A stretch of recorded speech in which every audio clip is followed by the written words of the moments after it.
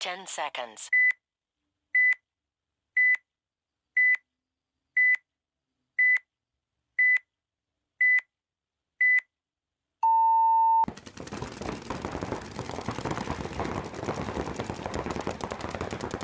What's going on, everybody? Welcome back to the View from the Dead Box.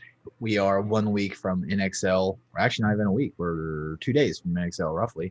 Yeah, roughly. Yeah, travel day and everything. So we have a guest on today. Actually, probably our highest divisional player, as we've had yet so far. Yep. So, which now is, I just seen we had some news earlier. I just seen on, I think Go Live or Go Sports put it up for a team swap. But I think we already said that he was playing with Columbus, right? Yeah. So we have Collin Cherry on. He is playing for Columbus level. Are you playing this first event coming up here?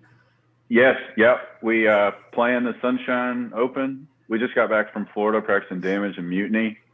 We had a 2-day practice down there at CFP. Yeah. Got a great look from those guys. Yeah, I'd imagine so. That field used to, and it still is really good. We used to love playing down there, but the city got kind of really weird at one point where you couldn't shoot a gun before 8 o'clock, and you couldn't shoot one after like 4 o'clock or something really weird like that. Because they used to have huge tournaments down there, and then that just like disappeared. Yeah, so, I think they would play paintball 24/7 at that field if they could. I wouldn't doubt it. They're all about it. I love going down there because it's a good atmosphere to play paintball. I mean, everybody that's there is there to play paintball, and that's Well, that's what you need. It's exciting. Yeah. Well, I remember going down there for like small events. Like I say small, it was a CFPS back in the day, and they'd be running like 3-4 fields, and then in the back would be the pros running their own scrimmage, and you would never even know they're there because it's so big. They'd have 50, 60 teams playing, and you would never even know they had like pro and semi-pro guys playing there by themselves, and you would never ever see them. It's insane. Yep. They had the 3-man social paintball tournament going on while we were there, so it was there was a ton of people down there. Yeah. Getting ready. Didn't that 3-man West? Did the Titans go play on that? Yeah, the Titans put in 2 3-man lines and a 5-man line. I think, for Sunday. I think what they did is play 2 3-man lines, and they combined the 3-man to play a 5-man on Sunday. They did not have a good showing. I got a call instantly this morning at like 6:30 or 7 from Ken. I said, "Hey, so how'd you guys do?" Already knowing the answer, and he's like, "Yeah, we just had an awful event." Now, granted, they took like 3 players that they've never played with before, so they just threw them in there, and one was Caesar, and he's like, "Man, I don't understand. He is a night and day player from practice to event." He's like, and in practice the last week or 2, he was just running down the field, just dunking people. He said he gets to the event and he wouldn't move out of his primary. He wasn't like gunfighting properly. I'm like, it's his first event or second event. I'm like, people clam up, dude. And you're right. There's a little bit of a language barrier too. I mean, I like playing with Cesar, and then it just kind of throws me off because I'm like, oh, we have because you will. He's like heavy Hispanic like accent, deep accent. Yeah, so you have to sometimes speak to him like 3 or 4 times to get him to acknowledge you. Sometimes, Yeah. But, so how long have you been playing with Columbus level? So I just got picked up on the team very recently. About 2 weeks before the first layout came out, and I went up for a tryout. Robbie Goldsmith invited me out. Okay. And I went out and tried out and made the team, and have been practicing on the layout with the team, and it's we've been learning a lot. So I'm very recent to the team. I've been on the team about 3 weeks now. Awesome. I've known Robbie. I knew Robbie from CEP, playing with them, and he hit me up and asked me to come out, and I came out, and it went well, and here we are. Yeah, that's what it's all about. Now, I can't track the CEP guys because every time and they might not, and I might get them confused, but every time I turn around, I feel like they're at a different field because I thought they were playing out of Prime at one point, and then somebody said that they're playing out of the farm now or something like that, which I know a farm's like a new hopping field, Some of our VM guys are up there now with them, like Curtis Roberts and those guys. But every time I turn around, I feel like the camp has either maybe they just travel a lot more, but I feel like they were based out of Prime for a good bit, which is an amazing field. I'm sure you've played there several times. Yeah, that's probably my favorite field in the whole country, to be honest. Everybody always says that, and nobody. Yeah. And it's a grass field, so everybody always like. It's just I don't understand. Like it's a grass field. I'm like, no, you don't understand. Yeah. There's grass fields and then there's Prime. Yeah, everybody always says it is crazy because Mike, you never got a chance to play. I never got to play at Prime. No. Oh man, you need to get down there. Mikey does a good job setting things up down there. Yes, and we'll have to get with Stroh's team because they practice on a Prime a bunch, and it's crazy because I think I've told you before we played like Open in the MILP a long time ago or D3 in the MILP, and what they did was at the time they had like 2 fields running, and there was a field closer to a barn to the left, and that was an open field, nothing was on it. Well, at the end of the event, the field layout got put up on it. And at the end, the finals were played on that field. And that is, we were playing for first and second. And that was the best field I've ever played on. It was the only way I can describe it is the grass was like walking on pillows. You could run, dive, slide, and it felt like our turf, like our NFL turf and it's insane. And I'm like, man. Yeah. And as soon as the finals were done, they ripped all the bunkers up and moved it off the field and was like sprinklers on the field. I'm like, oh, well, that's why it's so nice. They actually take care of it. Yeah. No, he takes really good care of it. I know in the winter months he's, seeding it and aerating it, and he really goes above and beyond to make sure that place is top notch. You can tell though. Yeah, no, it definitely shows. So I started going down there with Zulu Warriors. That was one of the first divisional teams I played for. Jeremy Ewell, I know y'all had him on. I played with Jeremy and Barry and Travis Newsom. All on Zulu Warriors, and we got to cut our teeth that way. Yeah, I was looking up there, and I was going to ask you about that because I saw the Zulu Warriors, and you had some players on there I know, and then you played some of the GFOAs, and that's what I grew up playing. I mean, I played my first tournament in 2007, GFOA and some CFOAs, and Wes and them, they were playing more of the GFOAs then, but there's a good possibility we've all ran into each other somewhere along the lines. That Possum Bowl, I know for sure I played at. I'm looking at that y'all played Divinity, Nitro, and Last Call. Those are all teams and players I have played against. I mean, that makes sense. I wonder what field that was at. I don't remember. I remember it was on like the top of a mountain. That was Dan's land. It was Dan's land. Well, you had you walked up like this treacherous hill of doom through the woods, and then walked back down to get air, and had to walk back over. And then one field was like 70 foot higher than the other one. It was like staggered. Yeah, it was insane. Yeah. I know we had a buddy at that tournament. Like it was 5-man, and we were looking for him. Like, where's Logan? He's not here, and he's like locked in the bathroom between points. And came back and was like, "What happened?" And like, "Oh, we won, dude. Like, where were you?"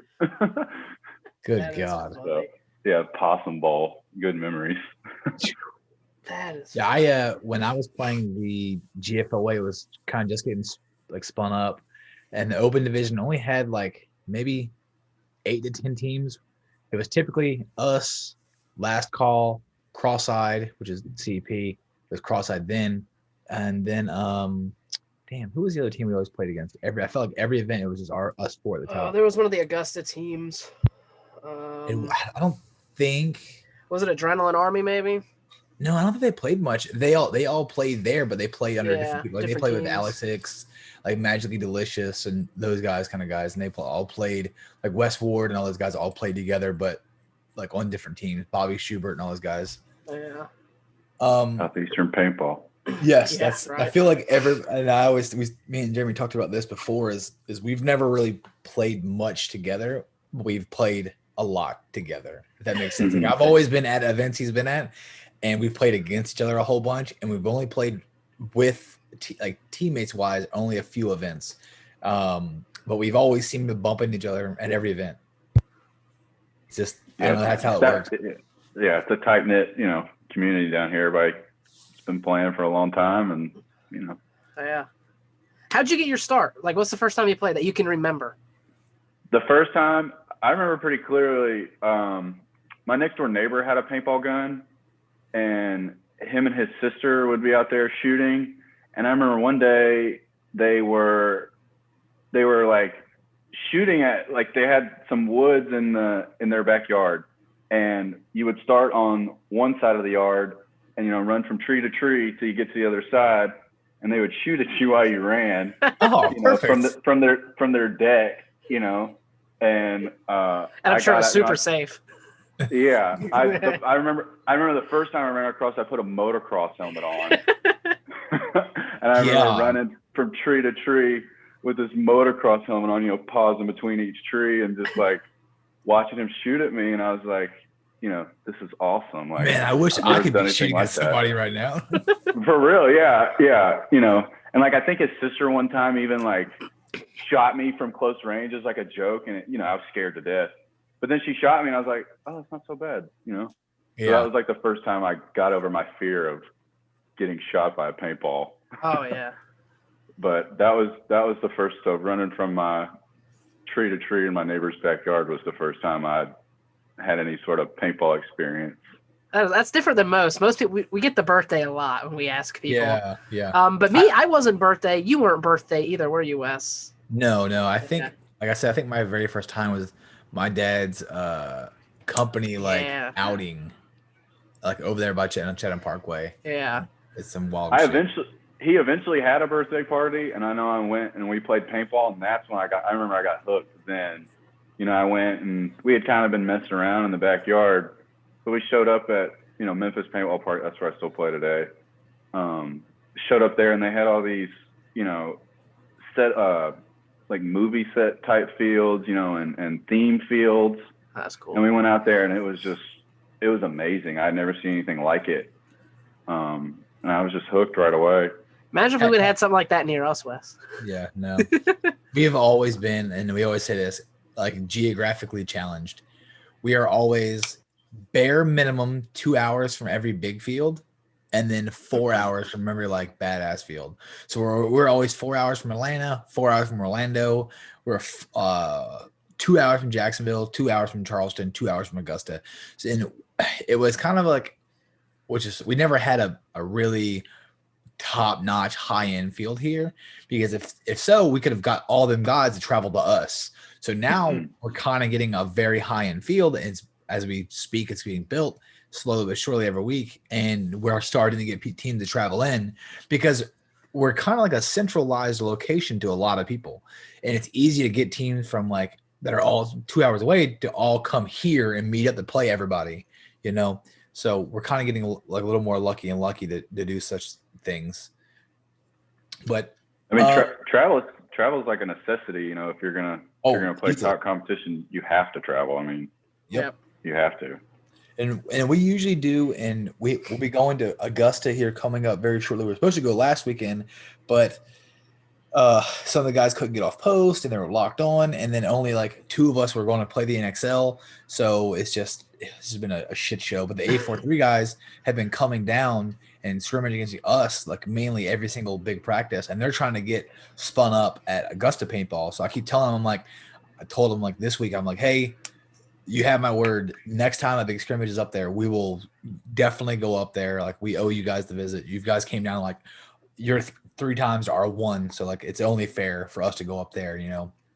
But yeah, it's definitely. But I mean, you know, like at that level, you can only get so good playing the same guys. Like, you have to go travel, even if it's not even. I mean, at y'all's level, even playing against D2 and D3 guys, just getting different looks from different teams completely helps you out, you know, because you get to the point where, let's say, you yourself were to play against like a Divisional 4 player, like you don't get much out of it as much as he does, but to a certain extent where he will catch you quickly, only for the reason that he won't be nowhere near as good as you, but he'll know how you play. Like, I know that he's going to come on the high top right side of the bunker twice, and then he's going to look to wrap and go, and then he'll play your tendencies and not to the strength of the field.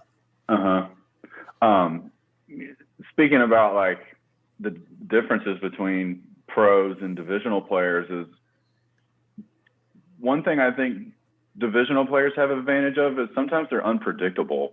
Whereas like a pro guy, they can sometimes be a little predictable. Like he puts you in, you know, he's going to take that move and he's going to be at the next spot. Whereas a divisional guy might put you in and you come out and you're like, where'd he go? And then he's still in the back spot and you're like, oh crap, he's not in the 50 like I thought he would be. He's still in the back bunker and, you know, he got me. And that's something I've noticed, you know, bouncing around is sometimes the pro guys can be predictable in that you know what they're going to do. You know, you make a mistake, you know where they're going, and they're going to capitalize on it if you don't correct your mistake. But that's once you hit that different type thing. Well, once you hit that, I feel like, and I've told everybody else this, I feel like once you a solid Division II player, even there are Division III players that can play pro level with a team that they fit into a niche with, right? I feel like once you've been playing that long and you're a solid, very strong, like alpha player for a D3 team or a D2 team, I feel like most of those players, there are players that are better for sure, but there's not a huge difference when. Now, if you were to take 7 of them together and then have them go play a pro team, they'll get 20 owed.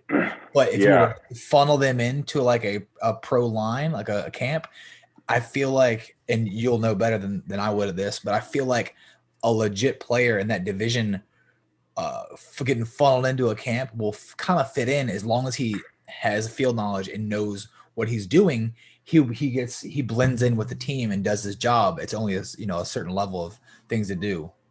Right.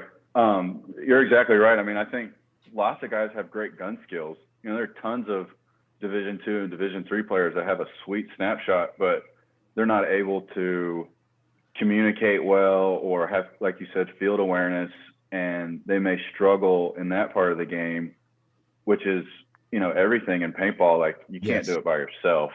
And a lot of divisional guys will do it by themselves, and sometimes, you know, will break a game open single-handedly.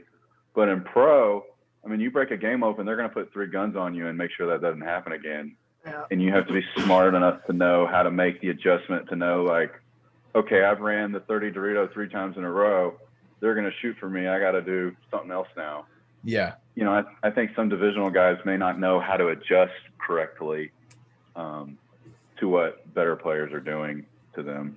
And I've definitely noticed when you play against like smaller teams in NX ball compared to when you play against a like a camp, you know, that has 6, 7, 8 lines through all the divisions.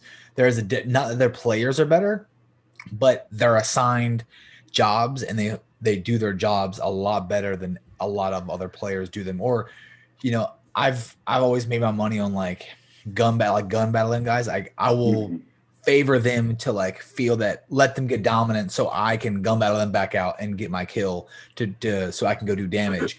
Well, a lot of players, if I come out once, come out twice and put them in, they'll just give up and they just have somebody else pick my zone up and they'll go, hey, I'm going to do this. Just make sure he doesn't go to the 50.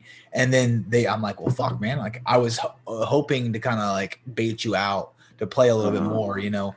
And I feel like when you play against the camps, that is like, it's like this is your job. Like if you don't do this, you're sacked. Like you're not, you know what I mean? I feel like those guys, you know, when you get to that division or even that caliber, you have a job, you do your job. And if you don't, you'll sit, you know what I mean? And I think we are starting to learn that as we go up and play other teams, you know? It's like a house of cards in a way, you know, if you're not supporting each other and someone else does something else, it's going to make the whole stack fall. So, I mean, everybody's got to be disciplined in, you know, where your card is in the stack, you know, like if this is where I'm supposed to be in hold, I've got to do my job to hold the stack up. You know, if someone else messes up, that's them not holding the stack up, not necessarily you.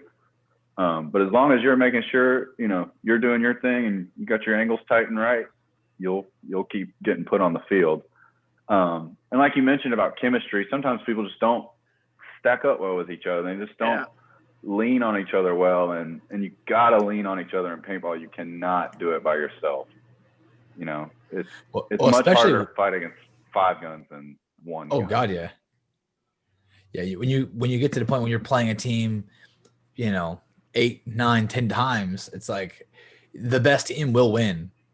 So you might have ran through and did a 3-man run through, and that's great. Or you might have, shot 2, 3, 4 of them, and then it's like, okay, then it's like you said, they're gonna go, okay, listen, what we're gonna do. We're just gonna zone him off, contain him.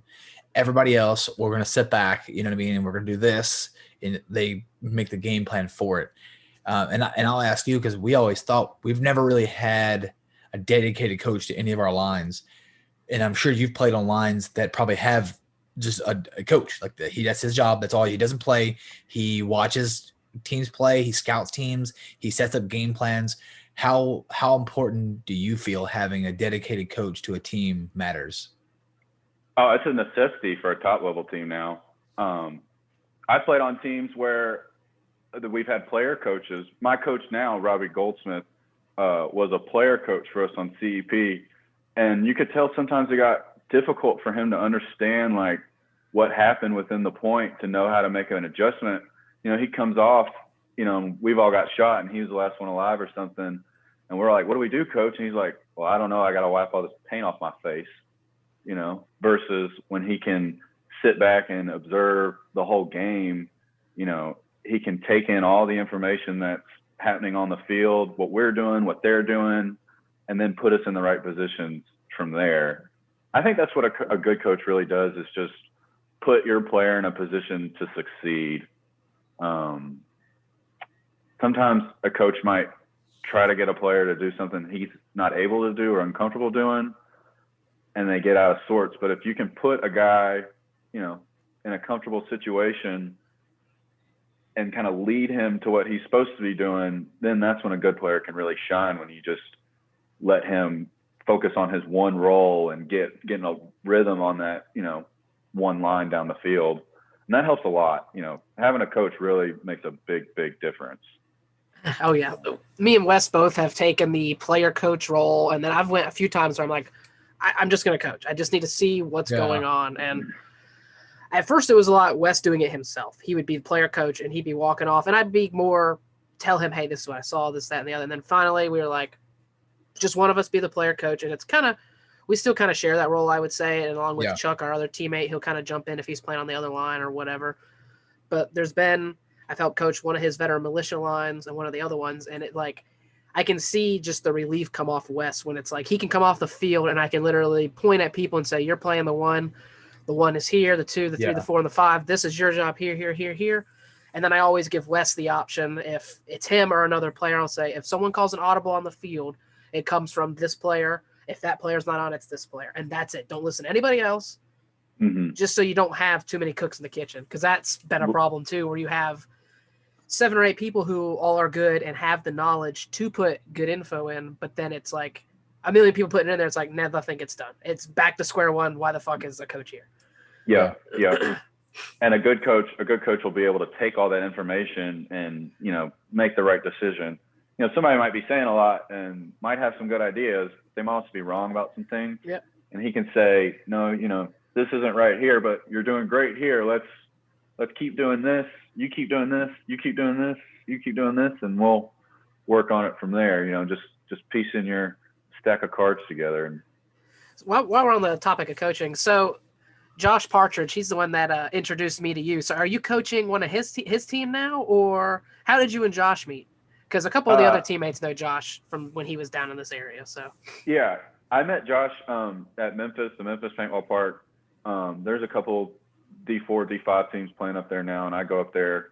I'm not practicing for the layout to help them. Memphis Enclave is their team.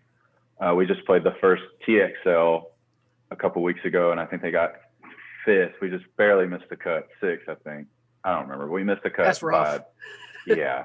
And that was their first tournament, and I really wanted to be there to help and support them and to get them on the right track, in the tournament paintball, because they're really driven. Since the shutdown, our field has actually done really well. Like, I've seen a huge explosion of players since the shutdown, which is great for paintball. I mean, and it's not just Memphis. From what I've heard, it sounds like everywhere, everybody's playing more paintball. I feel like a lot of fields are blooming. I think the only thing that was hurting for a little bit was maybe some of the tournaments, because they couldn't host certain events, and not because of the players. You see a lot of these coaches, like MVPS and CPSL and WCPL were like selling out like instantly, but they couldn't. It's like they couldn't control where they were allowed to, go to. So you can see that for sure. Yeah, there's definitely a demand for tournament paintball right now. Like it seems like people are more eager to play than ever. With the 10-man format, in X-ball, there's something for everyone to play now. If you played 20 years ago and loved it then, there's a format for you now today. Yep. Whereas maybe 10 years ago it was just X-ball, and those guys couldn't play. Now, if you want to play paintball, there's tournaments and leagues for you to play in. Have you got to hop in any of the? Oh, sorry, I totally cut you off. Have you hopped in any of the Big Mech tournaments yet? I played ICC this past summer, and that's the first 10-man mech anything I've ever played, and it was a blast. That's what everybody says. Everybody tells you. So yeah. It just felt like one big, huge, fun rec tournament in the woods, like, but with pro guys. It was competitive but leisurely, but fun, but it was a great time. Yeah, I can't wait to go back. We're going back this year. I can't wait to go back. Yeah, it seems Rest like in peace, Tim Montresor. Yeah. I mean that was basically his event. He kind of babied from the bottom up, right? Yeah. Yeah, he built it, and in paintball you build it, they'll come.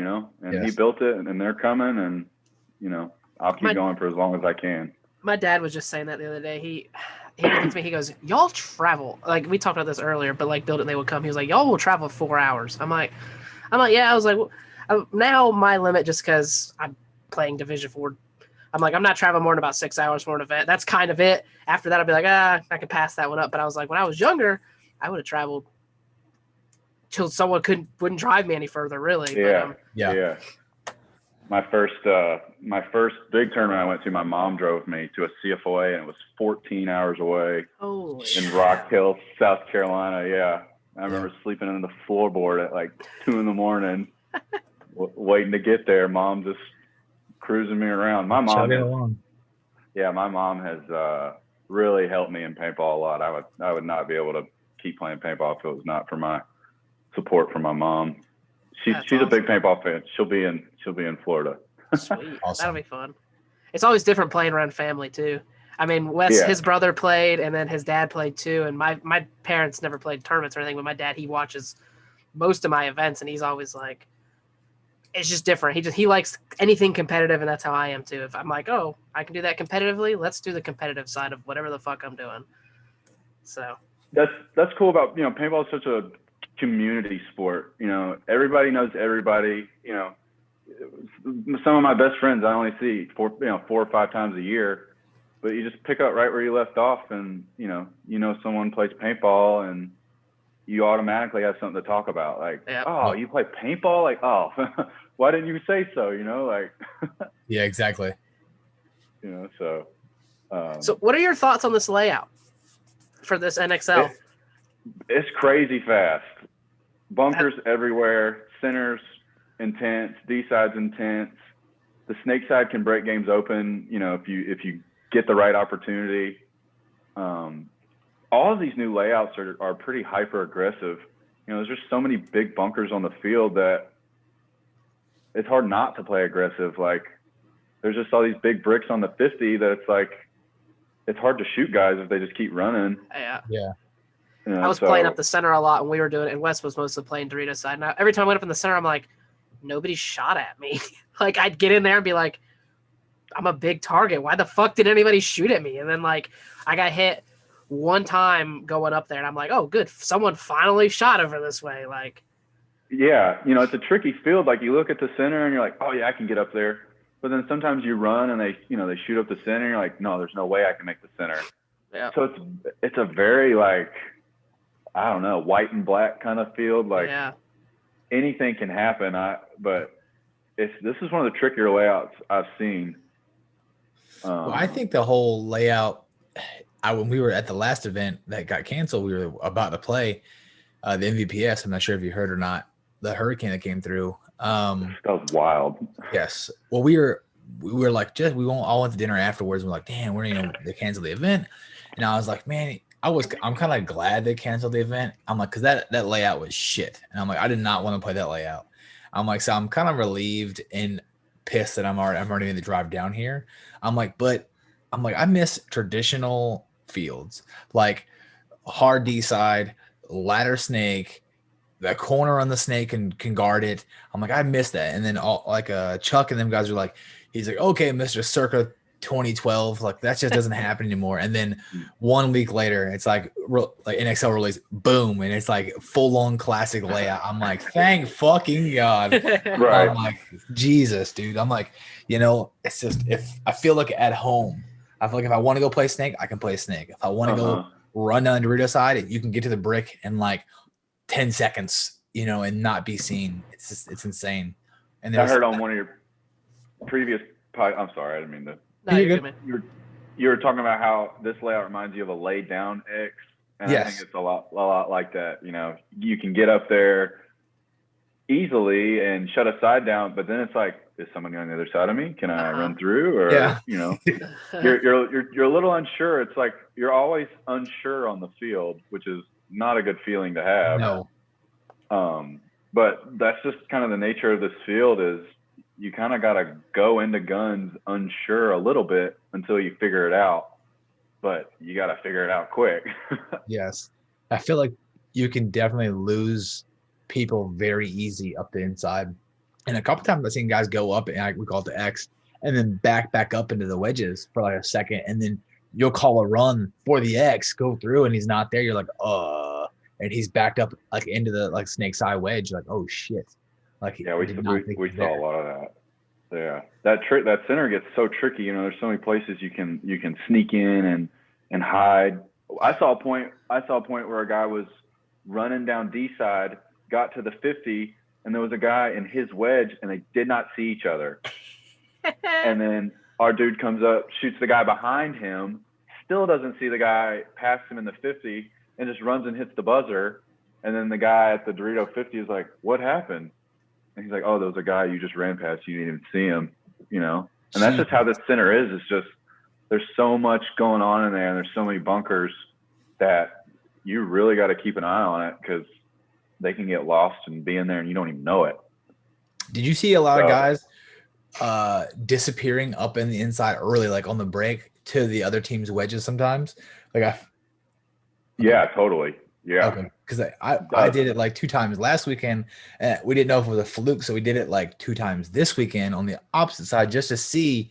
And I'm like, man, it's against different teams and different shooters. So I'm like, let's just see if you can go up and keep kind of dipping inside, and then cut back out. And we ran it 4 times total, and we got through all 4 times. I'm like, I was just curious on your level if you're seeing guys not obviously all the points, but doing it every now and then just see if it's a taste of it, if it would work.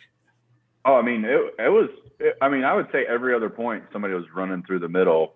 It was like a Hot Wheels track, kind of by the end of the day, just people shooting through left and right, bunkering, people trying to run through and guys already being there and not being able to. It's a extremely tricky center.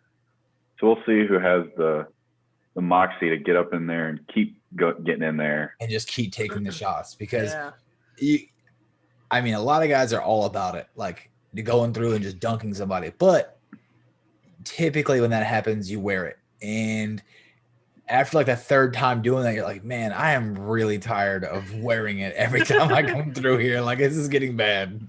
There are a lot of guys that don't like that, and you can get guys to quit going to spots that way. And, that is a strategy. And, a lot of people do play that way to, that fear ball in a way. And, it gets back to your initial fear of getting shot by a paintball. Like, are you still scared of getting shot? Are you going to go back up there and do it again? Like the wall, I played a lot of the wall. Yes. And that was something I had to face was, a guy run through and put 15 in your chest. And then it's like the play is to go back up to the wall. And it's like, okay, here I go, going right back to it. You're like, you guys just saw me get shot 48 fucking times running up here, right? Right. But if you have if you got to do it and you can go up there, then it's like, You know? And that was something I prided myself on was, you know, even if this dude's going to shoot the crap out of me, I'm going right back to it. Yeah. Yeah. So, you know, and everybody has different philosophies about, you know, in paintball, when to give up, when not to. But I think more often than not, if you go into it and don't have the fear and just right through it, it usually plays out well for you. In my experience. On a layout weekend that you would typically be scripting, like, all right, so you played 2 days this past weekend against the guys. How many points would you say you guys spin per day, like versus everybody? We played, so I know on Saturday we played 45 points. And then on Sunday, I think we played about 30. So usually Sunday's a little shorter than Saturday. So we got about 90 points on the layout with damage and mutiny. And then we practiced CP the first layout weekend. And I think we probably played about 40 and 40. So we've had about, you know, a little under 200 points on the layout. And that gives you a really, you know, and you see other teams play, and it gives you a really good idea of like what can be done and what can't be done. Do you think? Sorry, go ahead. It's just there's so much you can do on this layout, like, yeah, you know. So it's like, what's it gonna be? Do you feel like playing against teams? I mean, you guys don't really have an option; like you have to play against them, but back in the day, I remember you never really wanted to play against guys that you were going to play against in the event because you kind of always tipped your hand. But I think when you're at that pro level, there's really no other option. Like you have to play against the guys you're going to play against because there are no other better people to play against. You know, do you feel like tipping your hand sometimes hurts the team? You know, or like they might expect certain plays or a certain style of play out of you guys when it comes to the event? I think that probably yields better for the underdog. You know, the better team practicing a lower team, like that probably only helps the lower team because then they know what the better team's going to do. But you're right. You know, you don't want to practice a team in your bracket. But like in pro, you know, you may not have a choice. And you wouldn't run into them until Sunday, but you definitely need to try to create a relationship with these teams that you can play with and have good practices with that you won't always see at the tournament. Yeah, and that's kind of what I'm guessing. Yeah, that's kind of I was curious about. Because you'll kind of know, like, okay, this guy really likes to take this bunker on the break. Like, I think he's going to do that. I've only ever had that happen once where we practice team that we were going to play in the tournament. And fortunately for us, we were the underdog and we won, but that was something we were like, oh crap, like I wish we were practicing someone else. So, well, Wes, you want to hit him with the questions? Yeah. Trying to think. Or did you have anything else you wanted to ask him? I was trying to think. I had something else. Oh, sorry. I done fucked you up. Yeah. I was not going to ask him. You done fucked me up now. I got something I'm going to ask, but I'm going to do it after the questions. It's just like, because it's a real quick thing, so it's not. What you got? Yeah. What are you gonna ask? Okay, that's fine. Well, it's just this. What's one your biggest tip you would give to some divisional teams or players? I have confidence in yourself. You know, believe that you can do it. I hear a lot of guys in paintball, you know, saying, "Oh, I'm a Dorito guy. I can't do this. I can't do that." Like, if you limit yourself and tell yourself you can't do it, then you're right. But if you tell yourself you can do it, you're right too. Like, you just got to play your game and be confident in what you can do as a player. And I think there's a new wealth of knowledge for paintball. You know, we've got YouTube and Instagram and all that, which when paintball first started wasn't always there. You know, you might have had to watch a DVD to see somebody play paintball. Now you can just get on YouTube and type in, you know, whatever year you want to. Yeah, so I think more people are figuring out how to play paintball, and the coaching is just going to catch up to that. You know, I think coaching in paintball is a very new thing, and people are learning the right way to play the game. You know, all around, top to bottom. Yeah. I like it. Yeah. So have confidence in yourself and just believe that you can do it because you can. And, you know, if you work hard enough, you'll get it done. I mean, Absolutely. Wesley, did you think of your question? Like, I can see that fucking monkey in your head turning. Yeah, you done fucked me up. I guess I was gonna ask. I don't know now. Yeah, you done messed me up. Dang. You done spit me off. Dang. I guess you'll start with the questions then. I guess. Do you want to do odds or do you want to do evens? What did I have last time? I think you had the odds. Let me see. Who knows? Doesn't matter. I'm trying to go back. Yeah, it doesn't matter. I'll take odds. Or would you have? I know. I'll take evens this time. I think you had odds, or I had odds last time. So we do. The questions are sometimes the same, sometimes different. They're supposed to be rapid fire, but no one ever fucking does them rapid fire. But yeah. So who's your favorite player? Like, I mean, growing up, I'm sure you watched a bunch of pros back then. I'm sure you're probably your favorite pro player now. But so who's your favorite? Fedorov? Okay, I like Fedorov, Oliver Lang, all the dynasty. Brian Cole. I love Brian Cole's style of play. John Richardson. Standing over the top, machine gunning. Yeah, I watched a lot of paintball. Tyler Humphrey. Yeah. Me and you are the same age, so that's all this. When I was in middle school, like 2004 to 2007, it was come home from school, watch what few paintball videos on YouTube they had, or like NPPL Jacksonville was on ESPN, and I'm like, this is what I want to watch. So I'm like, I totally relate.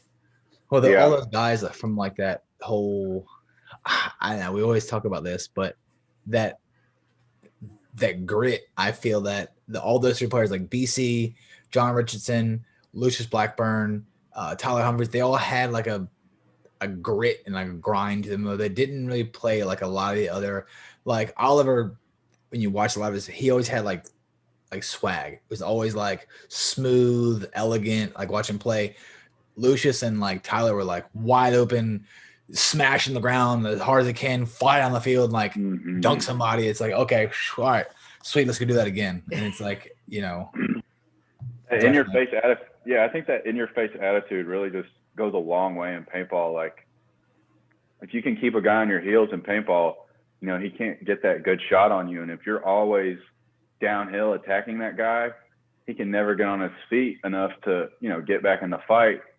So if you can just stay on top of him and constantly, always moving downhill, that's hard to stop. It annoys me to see a lot of teams get a lead and then go to the back bunkers and cross up. It's like you were running through them. Like, why would you stop running through these? Like, just run through them, Yeah. So I think that in your face attitude. Well, and going off of that is like when I was younger, I was probably like 13 when I started playing like tournaments wise. I think my first cup was like probably 13 or something. And like my dad was the same way. It was like he always said like give them bunker fear. Like if you're close, like you're in the 30 or the 40 and they get to the 50, just go missile them. Just go dunk them instantly. And you would play a team and you could see them throughout the day when you've played them several times, where you get to the finals, they would like make a move and they would get to the bunker and they were like looking like assuming you were just gonna come up and just dunk them instantly, because as soon as, and I've seen Dad do it several times, as soon as somebody ran and like bumped into the snake or bumped into the X, he just went right through, like gun in their face, boom, shot him. And it was like all in the face, neck, head, and it's the next point. It's like the next round, you see them, they got there, they're a little bit slower. And they contemplated, where should I be? Like, I just got here, then they're off their game. It's like you kind of put fear in them. So when they got bunkered 5, 6, 7, 8 times that day, not playing a traditional 5-man, they're like, you kind of, take them back a little bit and take them out of their game. And that goes up, you put them on their heels the entire tournament. I feel like you get a different player, like or you might strike up something you don't want to see. You know what I mean? So right. And that's the thing is, and then if they do that, then you're in, now we're balling, and, yes. And that's fun to play against players like that. The guys on damage are like that, in your face. And we had a great practice with them. Honestly, Saturday was pretty frustrating for us because they were just that good. But yeah, Yeah, I mean, anytime you can play against players that put you on your heels and put you in those situations where you have to step up or you're not going to win, that's how you get better. And that's why people travel and do what they do, because they need to find players that are going to put them on their heels. And, paintball is such a niche sport. Sometimes you don't have those guys in your area. Yep. And you got to travel to play the best of the best. Oh yeah. I like it. All right, Mr. Number 2. Drums or flats? Drums. Boom. Good. Right. Drums is 100%. It's like it's majority. It is the majority. They dip in the ranch better. Yes, they do. They're just easier to eat. Roll in the ranch. Yeah. I guess I'm like lazy. I just don't like eating flats. It's a lot of work. And I see that like the flat like guys are always like, no, it's so much easier to eat a flat. I'm like, what flats are you eating? Like, I'm not trying to. Yeah, I don't want to use my tongue that much. That's funny. Big lemon pepper guy. Big lemon pepper. Lemon pepper's good. I don't know. I like that Colorado Coppers we get at Wild Wings. Oh yeah. Wild Wing Cafe. Yeah, that's a good one. Again, I'm sure your favorite team now, but growing up, what was your favorite team? Infamous. I love the yellow jersey, the spray painted on the front. Yeah, Gator Glaze, Rusty Glaze. They had swag. They played with fire. That's what it was. That's what I was going to ask him, and I'm glad he said it now. So I was going to ask you. You mentioned staying on the field because you're doing your job, and you've gotten to a reputation of like shooting the same lanes and doing it well. Like as long as you said making sure your angles are right and you're tight and everything's you'll get your reps in. Well, my favorite scene, and I can't remember exactly which Dirto it is, but it comes down to one of the events where Infamous is missing like 4 of their players. Like I think John Richardson either got sick and couldn't show or had a death in the family, and they had like multiple guys couldn't show up, and they go to the finals Phoenix tournament.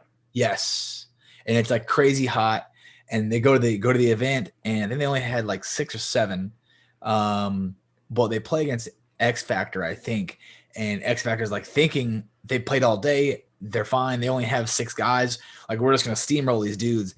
And it cuts to it. And I think it's Archie or somebody. And he's like, they had the same guys shooting the same lanes. And they were just ball on ball. Like, everything was where it needed to be. And it said, we just couldn't beat them. And it sees a score. And it's like, click, click, click, click, click, click. And they're just the same 6 dudes in the field playing 15, 16 points, running them out the back door. And they just can't stop them. That's my favorite scene of any movie. When you bring that up, Infamous and them, and you mentioned the like getting your reps in, that's kind of what made me think about it. As I was going to ask you is that kind of spins back into it. Like, as long as you're doing your job at that caliber, when you guys, how many guys do you typically bring to at this event? How many guys do you play with? Like 10 or? We have 10 on our roster. Yeah, I think most rosters are typically 10. Now, out of that 10, do you think there's a main 5 to like 7 guys that typically get the spins, and then the other players are typically like rotational players for certain moves or plans? Usually as the tournament goes on, there will be a 5 that kind of shows up as the 5 that you'll run with. Houston Heat's one of those teams that really gets into the starting 5 kind of thing. That usually develops naturally through the tournament, like who's just stepping up to play. On our team, we have a starter sub system.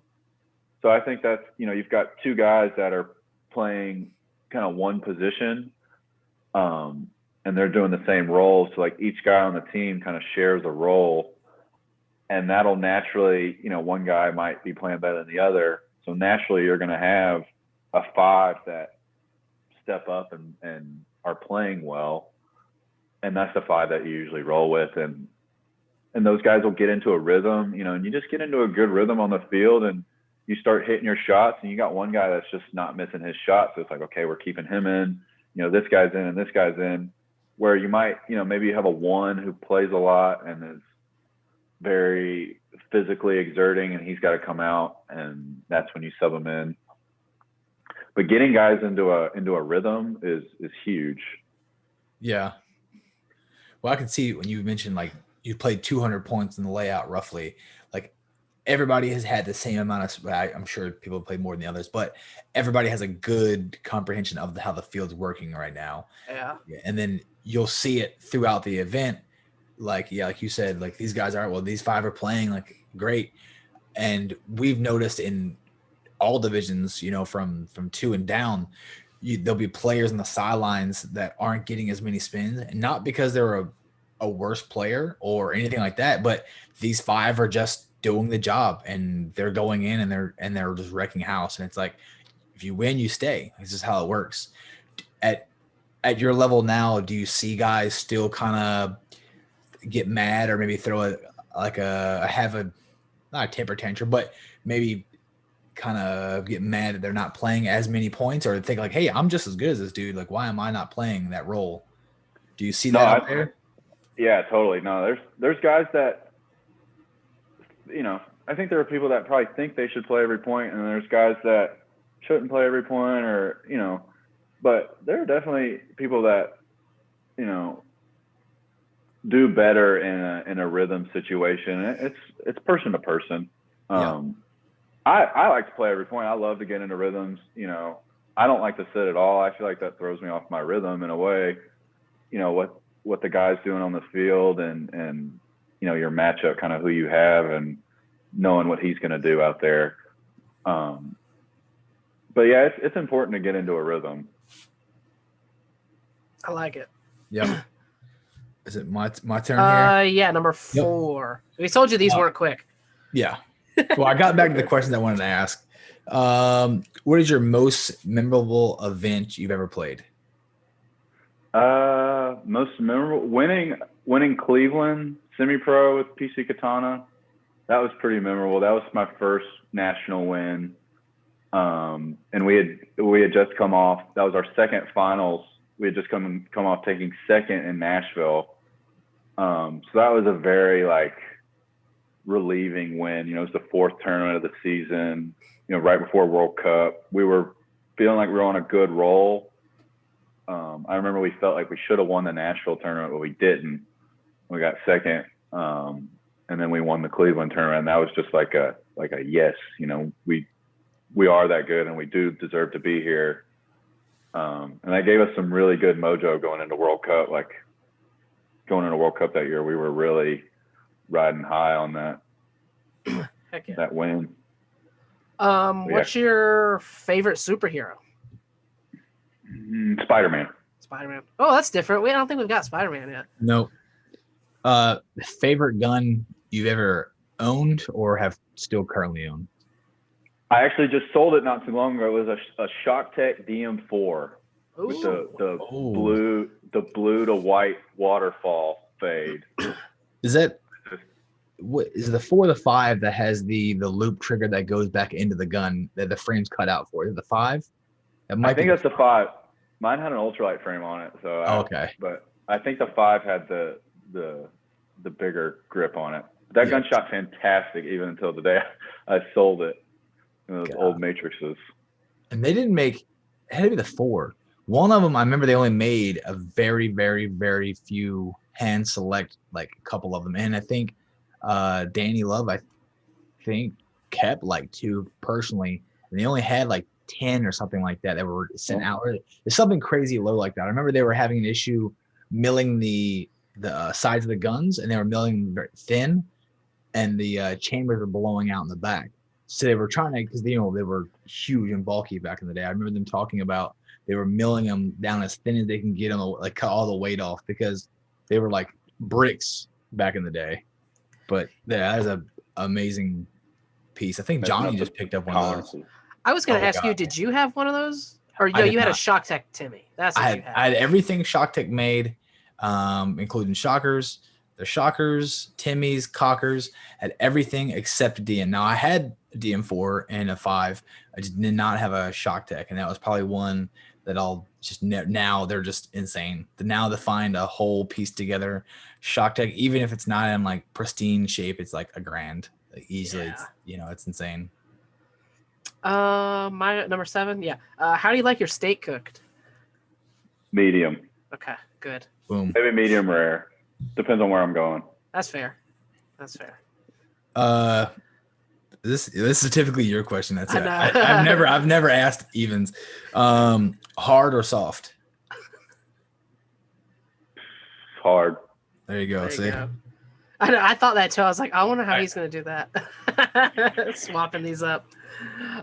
Who's the? I mean, you can be biased. It's okay. No shame. Who's the best pro player currently? Ooh, he's not playing right now, but I would say Fedorov or Archie. Okay. I just think in terms of skill, they're probably two of the best. I mean, you could have said you. No judgment here. No. I mean, I think I can hang, but there's definitely better players than me. That's fair. All right, last question. This is definitely your question. What's the first thing you notice about the opposite sex? Their teeth. Their teeth. That's the first. We never got the teeth. Heard that. Yeah. We've got about everything else. Oh yeah. I like a girl with a nice smile. Oh yeah, I would agree. Well, Wesley, I tell. Do you have anything else? I think that is it. Collin, is there anything else you wanted to say? No, man. Thanks for having me. This is really exciting, and I'm excited for the tournament. Yeah, I mean, good luck to you guys. Good luck to you too, Wes. I'm not playing this one, so good luck to Columbus Level and all the veteran militia teams. But all right. I'll take us out of this one. Thanks for listening, watching. People bought merch again, which is crazy. People want T-shirts with mine and Wes's face on them. That is crazy to me. But yeah, check out all the links in the description below, and we'll catch you guys on the next one. Good luck to all the other teams playing. See you guys. Thanks, y'all.